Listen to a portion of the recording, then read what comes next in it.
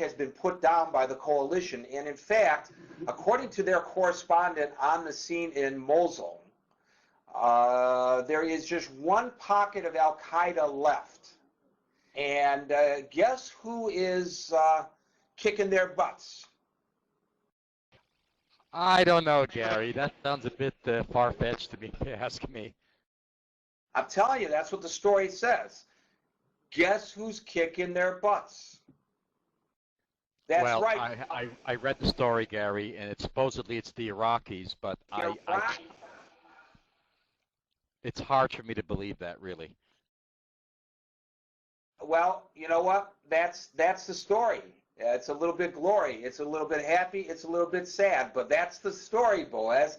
They are reporting. Now, I talked to my guy in the intel community, and he says the reason we're not hearing any stories coming out of Iraq is because things are, for Iraq, relatively good there. And therefore, there are no stories coming out of Iraq any longer. He says that the war is pretty much won. And he says, look what's going on in this debate in the United States presidential campaign. There's no talk about the war in Iraq. The talk is about the economy. Nobody's talking about the war any longer. So I'm wondering, folks, what do you think? Is this war won? Was there really a mission accomplished? Not when the president landed the fighter jet on the aircraft carrier and claimed that the mission had been won, but maybe now it has been. The other story that coincides with this, by the way, is that the Iraqi government is asking the United States for a set timetable for the withdrawal of troops. And I find this to be quite interesting as well, because, in the past when the U.S. was talking about a timetable, the Iraqis said, please no, we don't want you to go. Now the duly elected government, by the way, my intel folks tell me, for what it's worth, that the government is now inclusive of Sunnis and Shiites.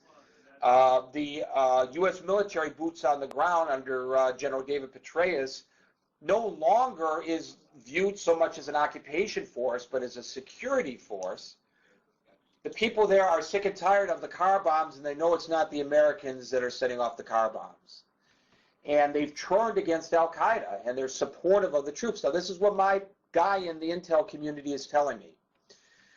I was kind of surprised to get all this news simultaneously. The Times of London saying that the Iraqis have taken over the majority of the security and they're kicking Al-Qaeda's butt, and they have them down to one solitary cell in the Mosul area, and that operation is continuing, and they're squeezing them like people in a vice.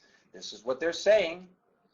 And the second related story, that the Iraqis are saying, hey, predicated upon our ability to take over security, we want a timetable for your withdrawal, which says to me that they're stepping up to the plate and they're about ready to take over the security.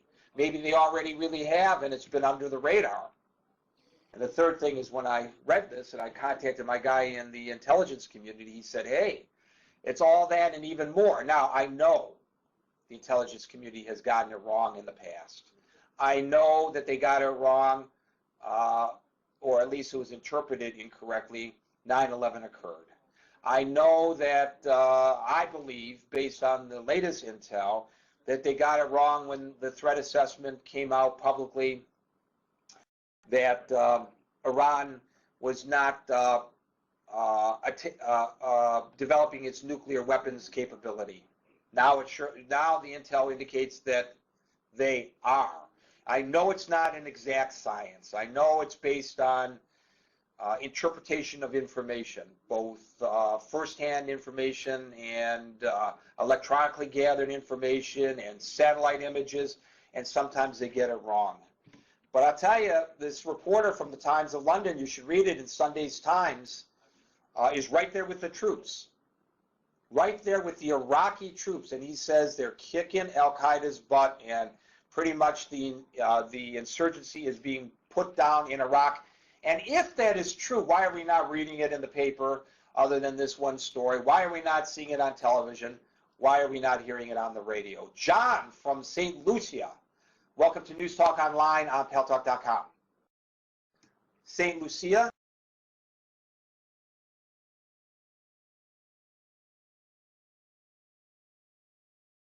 I don't hear John. Let's go to Anya in Ireland. Anya, welcome to News Talk Online on Paltalk.com. Thank you, Gary. I believe that the story printed in the Times is purely British propaganda. They used the same tactics in Northern Ireland for many years, as you probably know. The war in Iraq is a guerrilla war. It cannot be won by your army or the British Army. It's a no-win situation. The only solution is to get talks going between the different parties, but get your troops out. Well, Anya, let's use that analogy. In the Northern Ireland War, there were different parties who were indigenous to the area there, who were involved in the Troubles. In this case, the insurgency, from what we are being told, whether this is accurate or not, this is what we are being told, is being conducted by people from the outside who, when the void was created by the United States and the coalition troops toppling Saddam Hussein, they moved in. And so how do you get them to the table to negotiate? Is that really a fair analogy? Oh yes, I think it most certainly is, Gary. And the Times will print what the British government tells it to print. They've done it many times before. As I say, they're pretty good at propaganda.